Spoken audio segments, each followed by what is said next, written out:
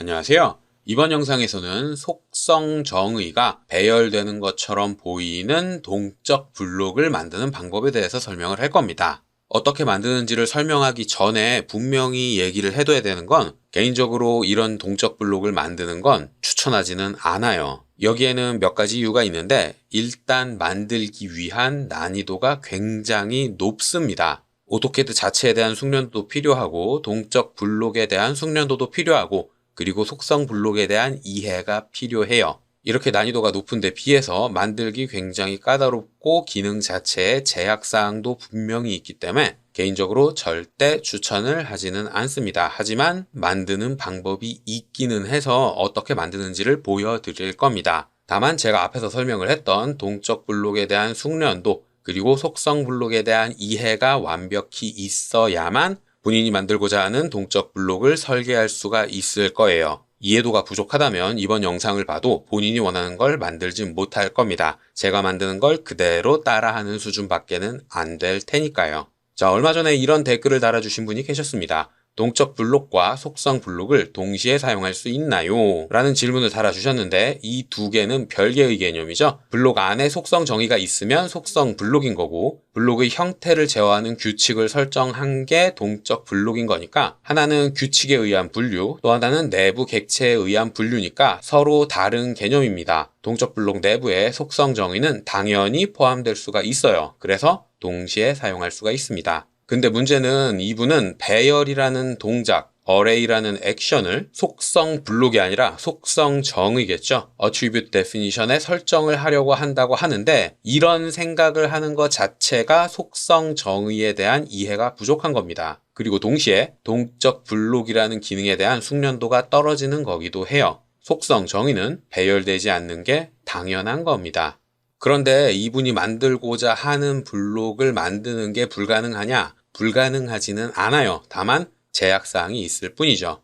잠깐 오토캐드로 넘어가면 아마 이분은 이런 블록을 만들고 싶었을 겁니다. 동적 블록이죠. 그리고 거기에 선형 매개 변수가 들어가 있고 그 매개 변수에 array, 배열이라는 동작이 들어가 있어서 그립을 사용해서 여러 개가 표시되도록 이렇게 동적 블록을 구성을 했는데 그 안에 들어가 있는 속성 정의들이 이 그립에 의해서 개수가 제한돼서 표시가 되고 있죠. 그렇기 때문에 이 블록은 속성 블록이면서 동시에 동적 블록입니다. 동적 블록이기 때문에 그립으로 형상을 제어할 수 있고 속성 블록이기 때문에 특성 팔레트에 속성이라는 항목이 표시가 되고 있으며 여기에서 문자의 내용을 편집할 수 있는 거죠. 혹은 컨트롤을 누른 상태에서 마우스로 더블 클릭해서 직접 속성 정의에 표시되고 있는 내용을 편집할 수도 있는 겁니다. 아마도 질문하신 분이 만들고자 하는 건 저런 블록이겠죠. 저런 블록은 만들 수 있어요. 다만 속성 정의에 배열을 사용한 게 아닐 뿐이죠. 자, 그러면 이제부터 새 도면을 만들어서 거기에 방금 보여드렸던 저런 형상의 블록을 한번 만들어 보겠습니다. 블록을 만들기 위해선 당연히 원형 객체가 있어야겠죠. 가로가 300, 세로가 100인 사각형을 하나 그려놓고 여기에 attribute를 하나 추가를 하겠습니다. 태그와 프롬프트와 기본값 이런 것들은 본인이 원하는 대로 적당하게 사용자가 알아보기 쉽게 지정을 하시면 되고요. attribute이 이 사각형의 중앙에 정확하게 위치할 수 있도록 중간 중심으로 자리 맞춤을 설정을 하고 문자의 높이는 대충 50으로 지정을 한 뒤에 중간에 정확하게 클릭해서 위치시키도록 하겠습니다. 이렇게 객체들을 전부 다 만들었으면 이 친구들을 블록으로 묶어줘야 되겠죠. 이름 대충 지정을 하고 기준점과 객체를 선택을 해서 블록으로 만들어주세요. 그러면 블록은 다 만든 거고 이 블록을 동적 블록으로 만들어야 될 겁니다. 자, 이렇게 블록 편집기로 넘어온 뒤에 동적 블록으로 만들면 되는데 우리가 사용할 수 있는 건 요 매개 변수들 밖에는 없어요. 요 매개 변수들과 동작들을 활용을 해서 방금 만든 요 객체들이 배열되는 것처럼 만들어야 합니다. 요 가운데 표시되고 있는 attribute, 속성 정의에는 배열을 사용할 수 없으니 배열되는 것처럼 보이게 만들어야 됩니다. 자, 일단 요 폴리선을 나열시키기 위해서 배열을 사용을 할 건데 배열이라는 동작에는 몇 가지 매개 변수를 사용할 수 있지만 저는 한쪽 방향으로만 나열되게 만들기 위해서 선형 매개 변수를 사용을 할 거예요. 선형 매개 변수를 여기서부터 여기까지 이렇게 설정을 해주겠습니다. 자, 이렇게 선형 매개 변수를 만들었으면 여기에 이제 배열을 집어넣어 줘야겠죠. 배열이라는 동작을 요 매개 변수에 설정을 하는데 요 객체들 이렇게 쭉 긁어서 총 5개의 객체들을 선택을 해줄게요. 그리고 배열될 거리는 여기서부터 여기까지 정확하게 300이 되도록 설정을 하겠습니다. 그러면 거리 1이라는 매개 변수에 배열이 정확하게 들어왔는데 선택해서 한번 확인을 해보면 제가 앞에서 분명히 5개의 객체를 선택했지만 이 동작에 선택된 객체는 1개밖에는 없어요. 그리고 그 1개는 바로 이 폴리선이죠. 그러면 나머지 4개의 객체, 요 그립, 요 매개 변수, 그리고 안에 들어가 있는 attribute, 이렇게 4개의 객체는 어디 갔느냐? 배열이라는 액션이 적용이 될 수 없는 객체들이라서 필터링 되어 빠진 겁니다. 질문을 해주신 분은 동적 블록에 대한 숙련도가 부족해서 객체가 설정되지 않았다는 걸 놓치신 거죠.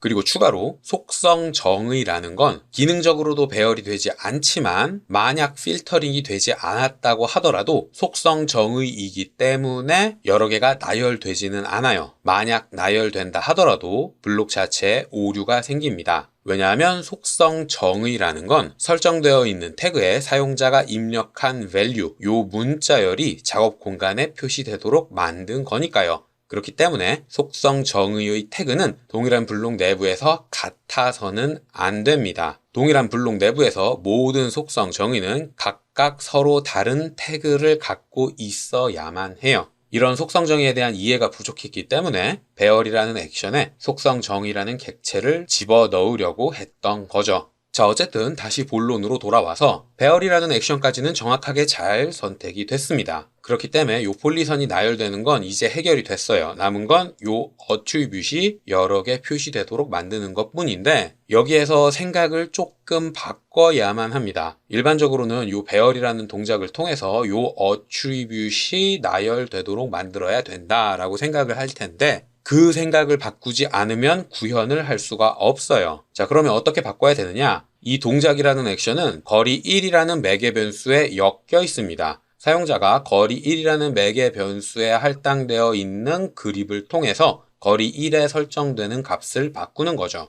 그리고 이렇게 바뀌는 값에 따라서 배열이라는 액션이 실행이 되는 거죠. 그래서 폴리선이 거리 1에 할당된 값에 따라 1개가 표시되기도 하고 2개가 표시되기도 하는 겁니다. 그리고 동시에 우리가 원하는 건 이렇게 설정된 거리 1의 값에 따라서 요 attribute 속성 정의가 화면에 표시되는 개수를 제어하길 바라는 거죠. 제가 설명을 화면에 표시되는 개수라고 했습니다. 속성 정의라는 객체는 객체 자체의 정의에 의해서 동일한 게 나열되면 안 돼요. 그래서 어떤 변수에 의해서 속성 정의가 여러 개로 나열된다라는 말을 바꾸면 어떤 변수에 의해서 미리 나열되어 있는 각각의 속성 정의들 중에 몇 개만 표시되도록 만들 수밖에는 없는 겁니다.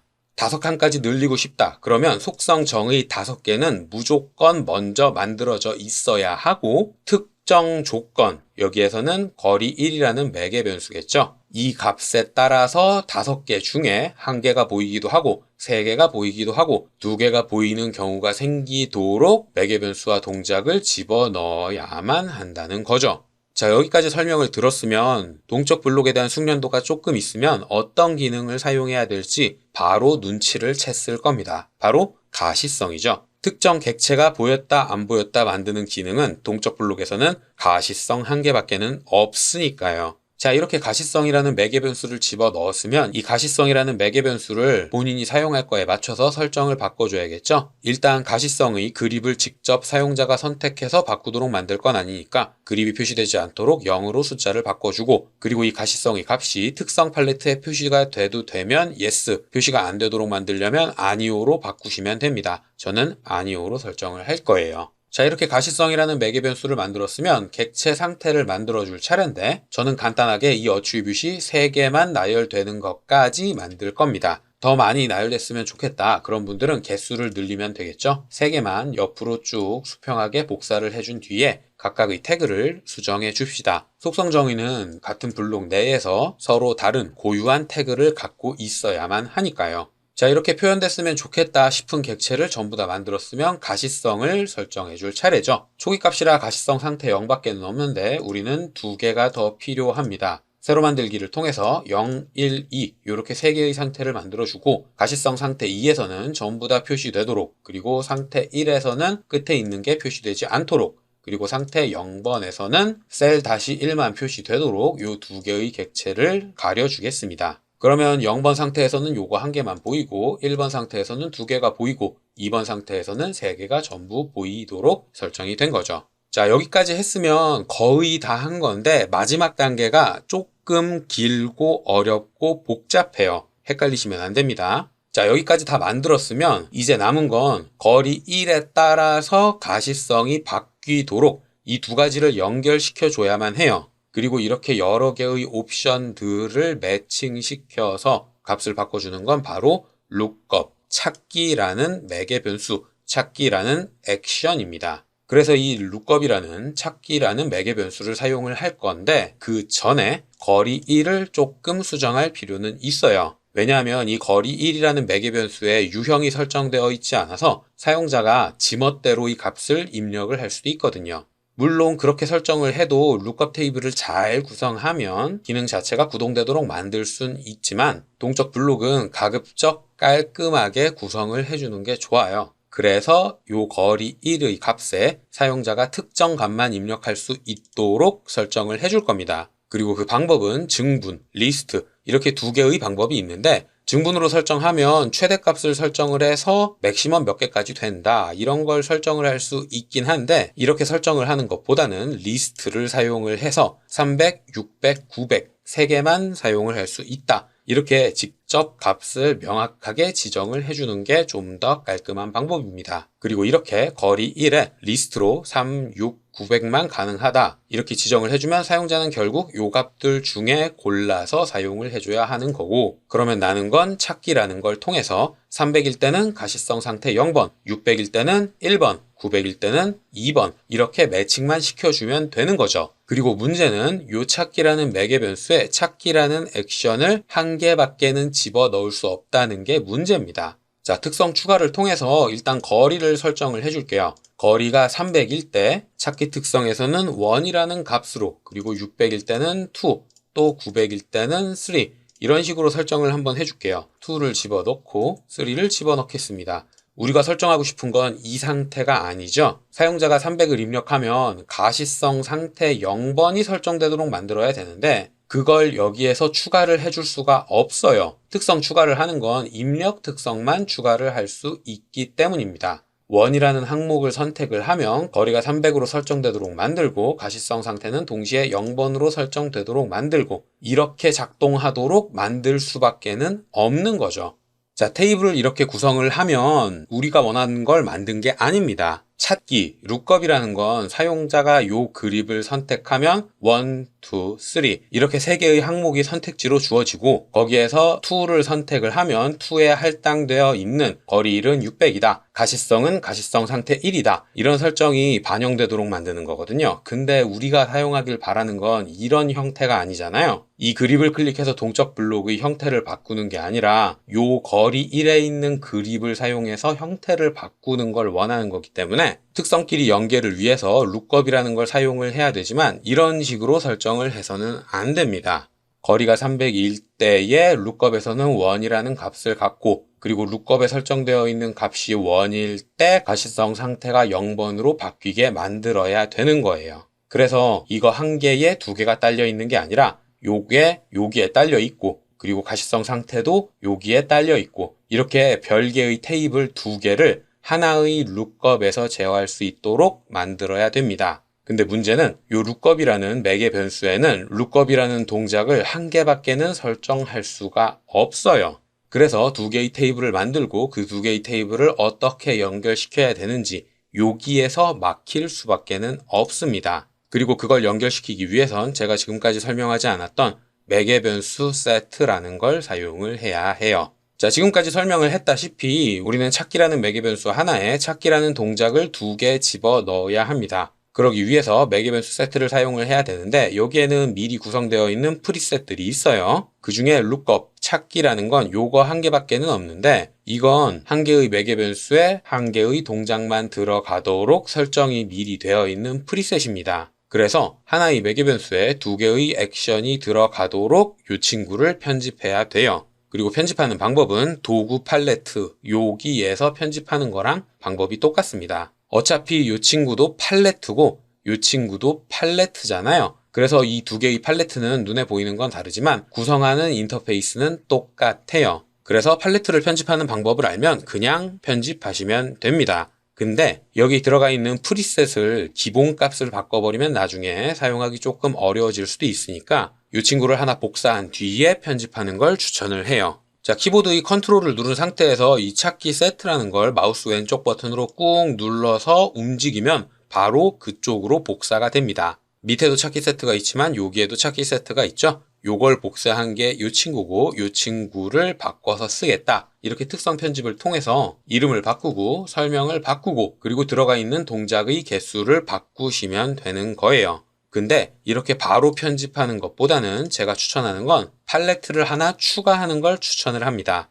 자, 팔레트에서 항목이 선택되지 않도록 마우스 커서를 적당하게 움직여서 마우스 오른쪽 버튼을 누르면 새로운 팔레트를 만들 수 있어요. 그리고 이렇게 새로운 팔레트를 만들고 이름을 대충 본인이 알아보기 쉽도록 지정을 하시면 됩니다. 그러면 이렇게 탭이 추가로 생길 거고요. 저 탭에 이 찾기 세트라는 걸 하나 복사해서 붙여 넣으세요. 그러면 기존에 있던 기본 값이랑 본인이 추가한 거랑 탭으로 명확하게 분리가 되니까 나중에 관리를 하기도 좀 더 편해지거든요. 그런 뒤에 특성을 편집을 하시는 겁니다. 자, 찾기 세트를 만드는데 앞에 더블을 붙여줄게요. 그리고 설명은 필요 없으니까 쭉 지우고 그리고 나서 동작을 편집을 하시면 됩니다. 동작 항목을 선택하면 오른쪽에 버튼이 하나 나올 거예요. 그리고 이걸 클릭하면 동작을 추가하실 수가 있는데 찾기라는 매개 변수엔 찾기라는 동작밖에는 추가할 수 없어요. 그래서 요거 한 개만 표시가 될 거고요. 추가 버튼을 누르면 이렇게 두 개가 들어갈 겁니다. 확인을 누르면 대하상자가 닫히면서 이런 버튼이 만들어져 있을 겁니다. 이렇게 만든 룩업 세트를 사용을 하면 하나의 룩업 매개 변수에 두 개의 룩업 액션이 붙어 있는 걸 만들 수 있어요. 자, 힘들게 만든 거 한번 사용을 해봅시다. 집어 넣으면 룩업이 생기고 액션도 붙어 있을 텐데 우리가 분명히 두 개의 액션이 설정되어 있도록 만들었는데 화면에 표시되는 거 한 개밖에 없죠? 이 상태에서 두 개가 표시되도록 환경 변수를 하나 바꿔줘야 합니다. 조금 수정을 해줬으면 하는 부분인데 환경 변수의 이름은 BActionBarMode라는 환경 변수예요.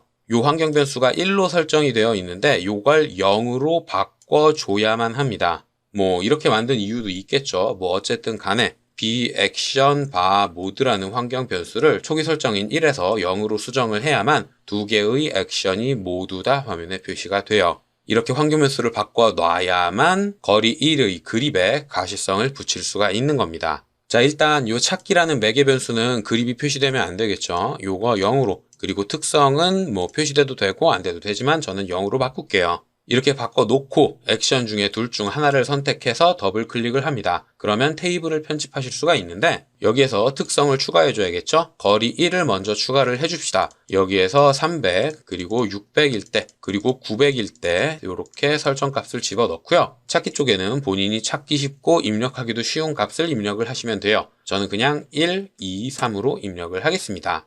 요 1, 2, 3이라는 거 여기에 어떤 심볼을 넣든 간에 그 값은 기억을 해둬야만 합니다. 좀 이따가 바로 사용을 다시 할 거거든요. 이렇게 룩업 액션을 하나 집어 넣었으면 그 다음에 밑에 있는 거 여기에 가시성을 하나 설정을 해줄 차례겠죠. 특성을 추가해서 가시성을 집어 넣고 가시성도 0번일 때 그리고 1번일 때 그리고 2번일 때 이렇게 세 개를 설정을 해준 뒤에 찾기에 방금 전에 앞에서 요 거리 1과 연결되어 있는 룩업 테이블에서 사용했던 심볼을 그대로 똑같이 입력을 해주세요. 저는 숫자 1, 2, 3으로 입력을 했었기 때문에 1, 2, 3으로 입력을 했는데 앞에서 ABC를 썼다. 그러면 똑같이 ABC로 1, 2, 3를 썼다. 그러면 1, 2, 3를 똑같이 집어 넣어야 합니다. 이렇게 값을 모두 다 입력했으면 확인 버튼을 눌러주세요. 그러면 거리를 바꿨을 때 찾기 1에 해당하는 게 바뀌고 그 찾기 1에 해당되어 있는 게 바뀌니까 가시성에 해당되어 있는 게 같이 바뀌게 되는 거죠.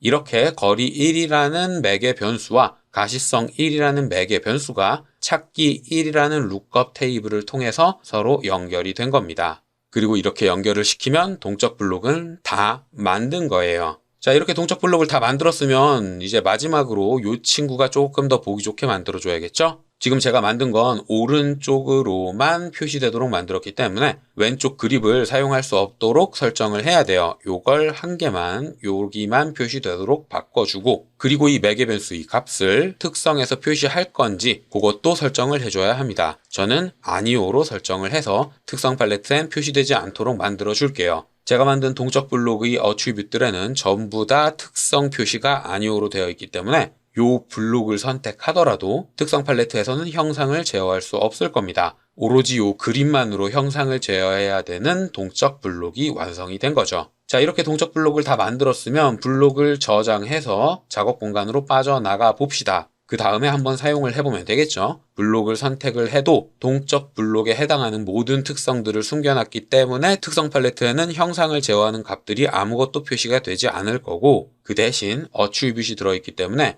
이 어트리뷰트의 내용을 편집할 수 있도록 속성만 표시가 될 거예요. 그리고 그립을 사용을 해서 한 개만 표시할지, 두 개를 표시할지, 세 개를 표시할지 이런 형태를 제어할 수 있는데, 블록을 일단 만든 뒤에 어트리뷰트를 싱크 시켜주지 않았기 때문에 아무것도 표시가 되지 않는 상태죠. 미리 삽입되어 있는 블록이 있다면 어트리뷰트를 한번 싱크 시켜줘야만 속성 정의가 재정의 되면서 2번과 3번이 화면에 표시가 될 겁니다. 줄이면 2개, 3개 혹은 1개만 표시되는 이런 동적 블록을 만들 수가 있는 거죠. 자, 이렇게 형상이 변함에 따라 표시되는 어트리뷰트의 수가 바뀌는 동적 블록을 만드는 방법이 있기는 해요. 다만 이런 블록을 만들기 위해선 동적 블록의 설계를 위한 숙련도와 속성 정의 자체에 대한 충분한 이해가 필요합니다.